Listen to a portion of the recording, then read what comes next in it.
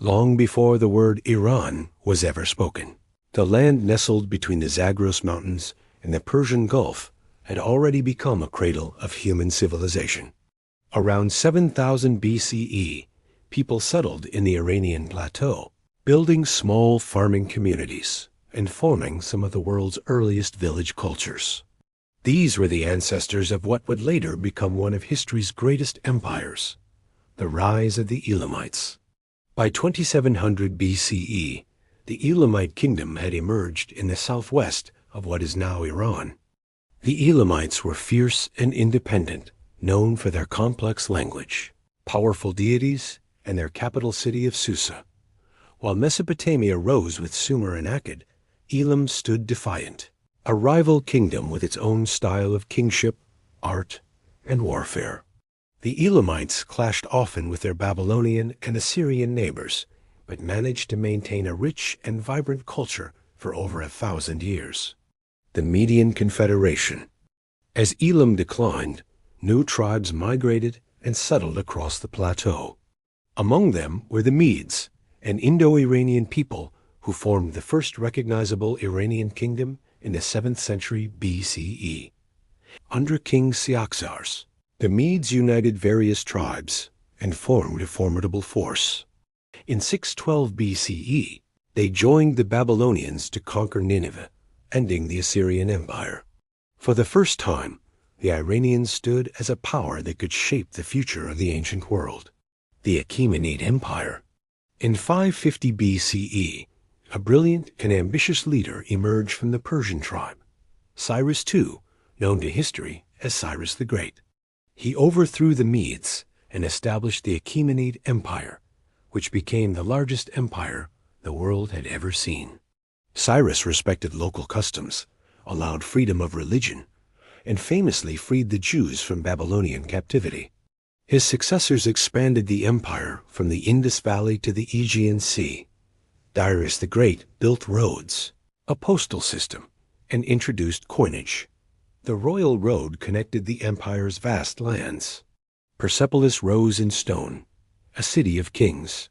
For nearly 200 years, Persia stood as a model of governance, tolerance, and imperial strength. The Greek conquest. But no empire lasts forever.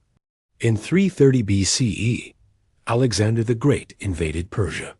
He burned Persepolis and ended the Achaemenid dynasty. Yet even in conquest, Persian culture survived. Greek rulers adopted Persian customs. Cities like Susa and Ecbatana remained centers of power and prestige. After Alexander's death, the Seleucid Empire tried to rule the Persian heartland, but they never truly tamed it. The Parthians and the rise of the Arsacids. In 247 BCE, the Parthians, a nomadic Iranian tribe from the northeast, rebelled against Seleucid rule. Under the Arsacid dynasty, they created a new Iranian empire. The Parthians became masters of mounted archery and defensive warfare. They repeatedly fought the Romans and held the empire's western frontier for centuries. Their rule was loose and feudal, but Persian identity endured. Zoroastrianism remained strong. Trade flourished along the Silk Road. The Sassanid Renaissance. In 224 CE, a new dynasty rose, the Sassanids. Ardashir I defeated the last Parthian king and revived the glory of Persia. The Sassanid Empire was highly centralized, culturally rich, and intensely Zoroastrian. It reformed taxes, promoted art and science, and became the great rival of the Eastern Roman, or Byzantine Empire. Under kings like Shapur I and Khosrow I, Iran experienced a renaissance. Medicine, architecture, and philosophy thrived. The Sassanids built massive cities, fortresses, and fire temples. But constant wars with Rome, and later Byzantium, drained their strength. Then came the winds of a new religion from the Arabian desert, the Islamic conquest. In the 7th century, Arab Muslim armies surged out of Arabia. In 651, the last Sassanid king, Yazdegerd III, was defeated. Zoroastrian temples fell silent. Iran became part of the growing Islamic Caliphate, Yet Iran did not vanish into the Arab world. Persian scholars, poets, and scientists shaped Islamic civilization. Cities like Nishapur, Ray, and Isfahan became centers of learning.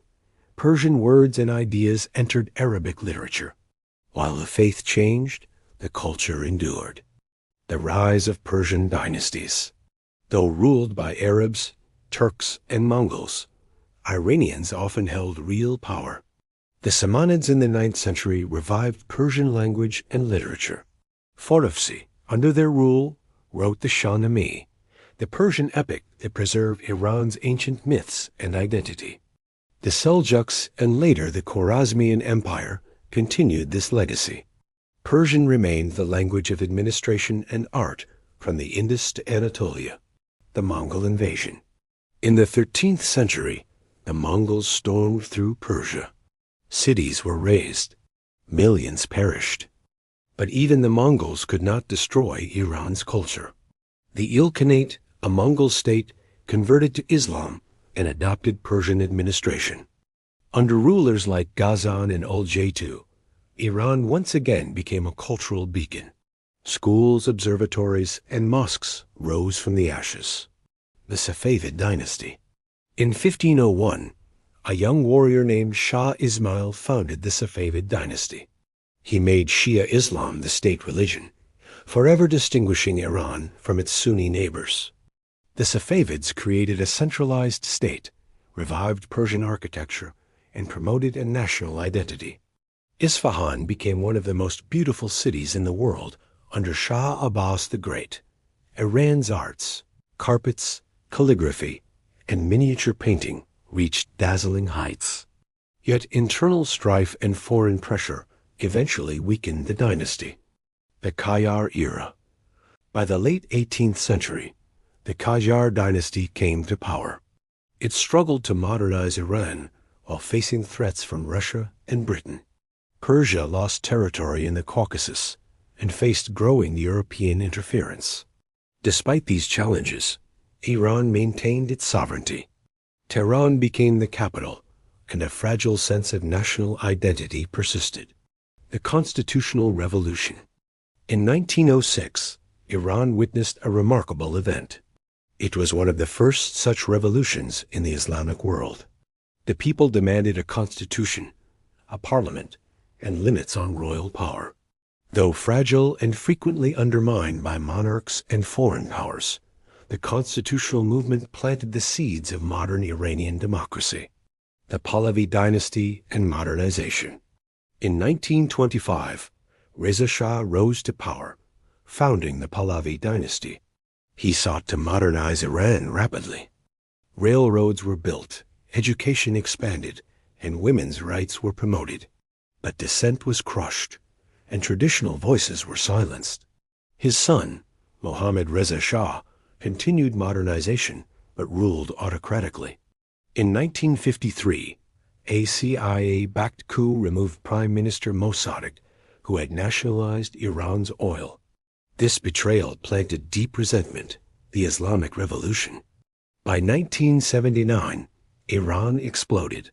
Mass protests, economic frustration, and religious discontent erupted into revolution. The Shah fled. Ayatollah Ruhollah Khomeini returned from exile and established the Islamic Republic of Iran. The monarchy was gone. The new government fused religion and politics. Clerics ruled. Western influence was rejected. The U.S. embassy was seized. A long shadow fell across Iran's relationship with the West, the Iran-Iraq War. In 1980, Saddam Hussein invaded Iran. What followed was 8 years of bloodshed, the longest conventional war of the 20th century.